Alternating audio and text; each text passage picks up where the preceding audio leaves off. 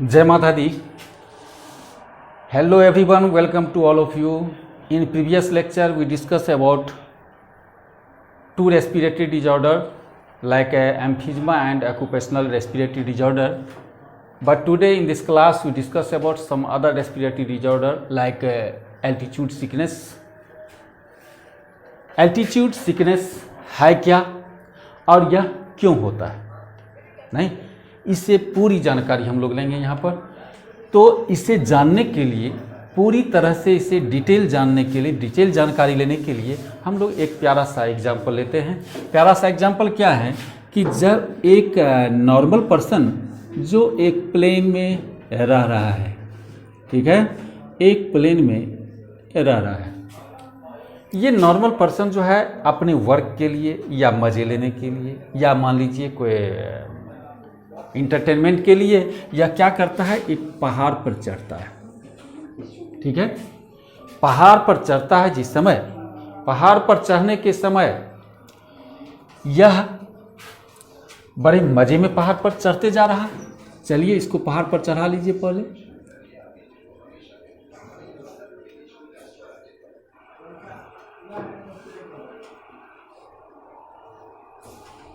चलिए ये पहाड़ पर जाते जा रहा है। पहाड़ पर चढ़ते समय आप जानते होंगे कि जब यह मैन यहाँ पर प्लेन में है, उस समय यहाँ पर इसके ऊपर जो एयर का प्रेशर है यानी एटमॉस्फेरिक प्रेशर वो कितना है, 760 mm ऑफ Hg यानी एट सी लेवल ये प्रेशर है। जैसे जैसे ये हाई एल्टीट्यूड पर जाते जाता है, इसके ऊपर एटमॉस्फेरिक प्रेशर जो है वह डिक्रीज करते जाता है यानी कमते जाता है। नहीं, एयर प्रेशर का कम होना अर्थात एयर का कम होना, यानी जब ये हाई एल्टीट्यूड पर जाएगा तो एयर प्रेशर के कम होने के साथ ही वहाँ पर क्या होगा, इससे एयर का अभाव होगा। एयर का अभाव मीनिंग ऑक्सीजन का अभाव, लैक ऑफ ऑक्सीजन, ऑक्सीजन का अभाव हो जाएगा। और जब ऑक्सीजन का अभाव होगा तो इस पर्सन के बॉडी का टिश्यू जो है वह भी परेशान हो जाएगा, क्योंकि जितना उसको डिमांड है ऑक्सीजन का उसमें कमी आ जाएगी। फलतः जब ये कमी आएगी, जिसका नतीजा क्या होगा, इस बेचारे को नौसिया यानी वोमिटिंग टेंडेंसी, चक्कर आना, लाइक फैटिग फील होना मतलब थकान महसूस होना वगैरह वगैरह बहुत सारी समस्याएं इसके पास उत्पन्न हो गई। अब यह सिकनेस तो है, लेकिन मन में ऐसा क्वेश्चन उठता है कि क्या अगर ऐसी समस्याएं उत्पन्न होती है हाई एल्टीट्यूड पर जाने में, पहाड़ों पर जाने में, तो क्या पहाड़ पर आदमी घर बना के रह नहीं सकता है? हाई एल्टीट्यूड पर आदमी रह नहीं सकता है परमानेंटली? हाँ भाई, रहता है। जैसे अभी एज फॉर एग्जांपल अभी हमारे जम्मू कश्मीर ये सभी हाई एल्टीट्यूड पर हैं, लेकिन वहाँ पर आदमी है, शहर है, सब कुछ है। तो फिर वहाँ पर उसके साथ ऐसा सिकनेस क्यों नहीं आता? तो देखिए, जब परमानेंट रूप से आप जब हाई एल्टीट्यूड पर रहने लगेंगे तो आपका बॉडी जो है वहाँ पर अपने आप को एडजस्ट करती है, यानी उसके हिसाब से अपने आप को एडेप्ट कर लेती है। तो एडेप्ट करती है तो फिर कैसे एडेप्ट करती है? कुछ ना कुछ उसके बॉडी में चेंजिंग आता हो, जिस चेंजिंग की वजह से वह अपने आप को वहाँ पर एडजस्ट कर लेती है। हाँ भाई, ऐसी बात तो है, लेकिन वह चेंजिंग कैसा चेंजिंग है, क्या चेंजिंग है? तो देखिए, अब इसकी बॉडी के जितने पार्ट हैं, वैसे तो पूरे पार्ट का मालिक कौन है, मास्टर कौन है, हेड है। वह हेड जो है पूरे बॉडी के सभी पार्ट को जो भैया देखो ऐसी ऐसी समस्या है, इस समस्या से के समाधान के बारे में सभी आदमी सोचो, इसका समाधान कैसे निकाला जाए। नहीं तो एल्टीट्यूड पर हम लोगों को लाइफ संभव नहीं हो पाएगा, हम लोग सर्वाइव नहीं कर पाएंगे, तब तो चले जाएंगे। लेकिन हमें रहना है यहाँ पर वर्क के लिए। तो अब यह बंदा का शरीर जो है, शरीर के सभी पार्ट जो है अपने में सोचने लगा। उतने में ही एक था जिसका नाम था किडनी। वह किडनी ने बोला कि मैं इस समस्या से निजात दिला सकता हूँ, मैं इस समस्या का समाधान कर सकता हूँ। सभी लोग उत्सुक हो गए, सभी लोग एक्साइट हो गए, चलो भाई समाधान तो मिला। अब सभी लोगों ने इसे कहने लगा कि भैया यह पहले बोलो कि क्या तुमने इस समस्या को कैसे निजात, इस समस्या से कैसे निजात दिलाओगे, क्या तुमने सोचा, क्या तुम्हारा प्रोसेस है, कुछ तो भाई कुछ बताओ मुझे। अब ये बताने के लिए चला कि भैया देखो ये साधारण सी बात है, हाई एल्टीट्यूड पर हैं तो हमें लैक ऑफ ऑक्सीजन है, ऑक्सीजन का अभाव है, तो या तो ऑक्सीजन को बढ़ाओ अपने डिमांड को फुलफिल करने के लिए, तो वो तो कर नहीं सकता है। तो अगर वो नहीं कर सकता तो उसका जस्ट अपोजिट सोचो कि ऑक्सीजन को लेने वाला यानी कैरियर जो है, जस्ट लाइक कैरियर कौन है बाबू, हीमोग्लोबिन मीन्स आरबीसी, तो इसका जो कैरियर है उसी कैरियर के मात्रा को ही बढ़ा दो, उसके अमाउंट को बढ़ा दो। नहीं, या तो ऑक्सीजन की मात्रा को बढ़ाओ, अगर वो नहीं होता है तो फिर उसको ढोने वाला उसी की मात्रा को बढ़ा दो, ताकि दोनों बैलेंस हो जाए। पकड़ने वाला कैच करने वाला ज़्यादा मिल जाएगा तो कम में भी काम चल जाए। बोला कि हाँ ये ब्रेन तो हुआ, ये तो बहुत बेजोर बात तुमने बोला। बोला ठीक है तो भाई अब इसको कैसे किया जाए, ये आरबीसी के अमाउंट को कैसे बढ़ाया जाए। क्योंकि साधारण सी बात है, चलते हैं इसके फैक्ट्री वाले के पास और फैक्ट्री वाले को कहते भाई हमको ऐसी ऐसी समस्या है, तुम कुछ उसमें हमको मदद करो। तो जाता है फैक्ट्री वाला, कौन है, इसका फैक्ट्री वाला है बोन मैरो। बोन मैरो के बारे में आप जानते होंगे। ये बोन मैरो के पास पहुंचा, बोला कि बोन मैरो जो है वह फैक्ट्री है ऑल ब्लड सेल्स के लिए। ये याद रखना भी चाहिए आपको कि जितने भी ब्लड सेल्स हैं, चाहे वो WBC हो, RBC हो, प्लेटलेट्स हो, मोनोसाइट्स हो, वगैरह वगैरह, जितने भी ब्लड सेल्स हैं उन सबों का फॉर्मेशन आपके बोन मैरो में ही होती है। बोन मैरो, बोन मीन्स होता है अस्थि और उस मैरो मीन्स होता है हॉलो स्पेस यानी खोखला जगह। इसी में क्या होता है, आरबीसी का फॉर्मेशन होता है। अब यह किडनी जो है इसके पास गया और बोलता है कि भैया तुम कुछ हमें मदद करो, मैं बहुत बड़े मुसीबत में फंस गया हूँ, मुझे ऑक्सीजन का डिमांड जो होता है उसको फुलफिल नहीं कर पाता हूँ क्योंकि यहाँ पर ऑक्सीजन कम है, इसलिए तुम ऐसा करो जो तुम कुछ आरबीसी के ही अमाउंट को बढ़ा दो, उसका फॉर्मेशन थोड़ा बढ़ा दो ताकि हमें सर्वाइव कर सकें। बोला ठीक है कैसे बढ़ाएं। तो यह किडनी ने, यह क्या है बाबू, किडनी, ये किडनी क्या करता है, जो एक केमिकल रिलीज करता है जिसको कहते हैं हम लोग एरिथ्रोपोइटिन।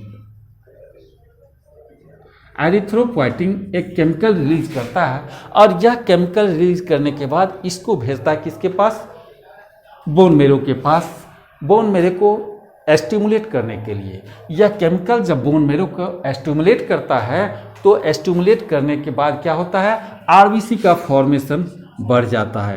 तो इंक्रीज, आरबीसी का फॉर्मेशन क्या होता है, बढ़ जाता है, इंक्रीज द आरबीसी।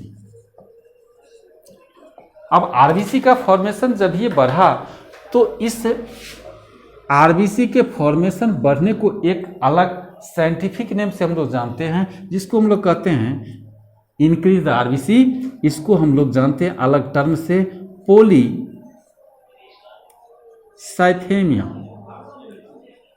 पॉलीसाइथेमिया ये टर्म याद रखने वाला है। इंक्रीज द आरबीसी एक साइंटिफिक नेम से इसको हम लोग जानते हैं पॉलीसाइथेमिया, यानी पॉलीसाइथेमिया और कुछ नहीं है, इंक्रीजिंग आरबीसी। अब ये तो हो गया, लेकिन बोला चलो भाई आरबीसी को हमने बढ़ा लिया, लेकिन फिर भी कुछ ना कुछ और इंतजाम करके हमको रखना चाहिए, केवल एक पर ही डिपेंड नहीं रहे। तो बोला कि भाई क्या सब कीजिएगा, तो स्टेप फर्स्ट में तो आप ले लीजिए कि स्टेप फर्स्ट में इंक्रीज द आरबीसी, आरबीसी के अमाउंट को हमने बढ़ा दिया। लेकिन और कुछ चले, और क्या चलें, तो स्टेप सेकंड चलें। स्टेप सेकंड में हम लोग क्या करेंगे कि जब हमें ऑक्सीजन के डिमांड को फुलफिल करना होगा तो हम अपने क्या करेंगे, रेट ऑफ ब्रीदिंग को बढ़ा देंगे, ताकि जल्दी जल्दी सांस लेंगे तो जल्दी जल्दी हम ऑक्सीजन को कैच कर सकते हैं। तो यहाँ पर क्या होगा, इंक्रीज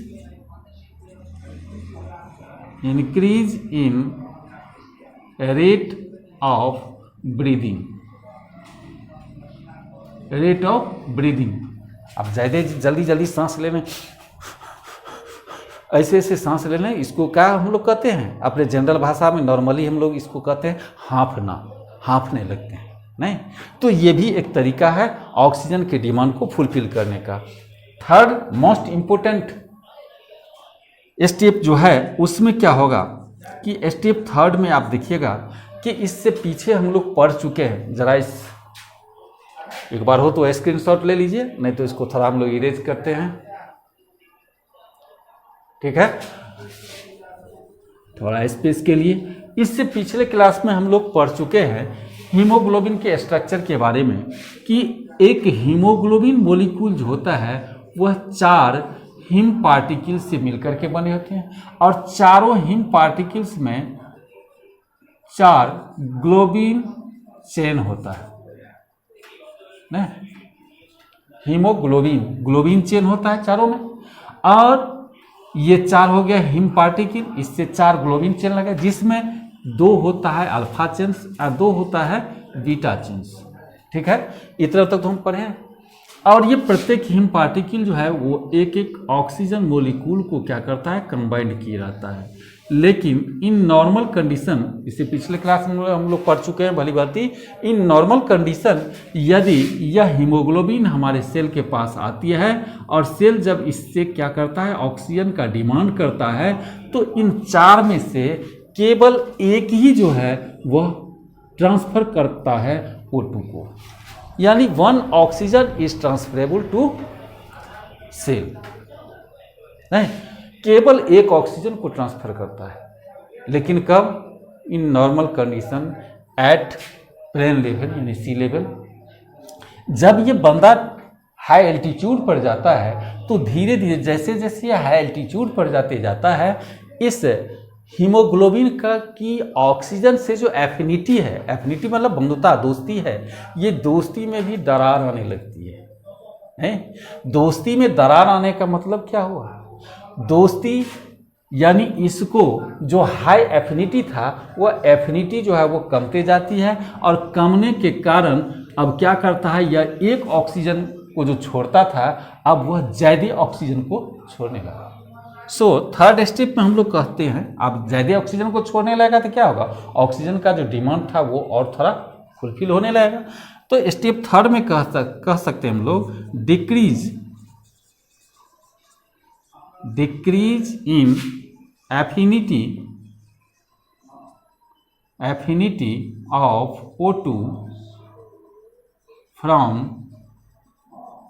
हीमोग्लोबिन से O2 की एफिनिटी क्या होगी, कम जाएगी, ठीक है।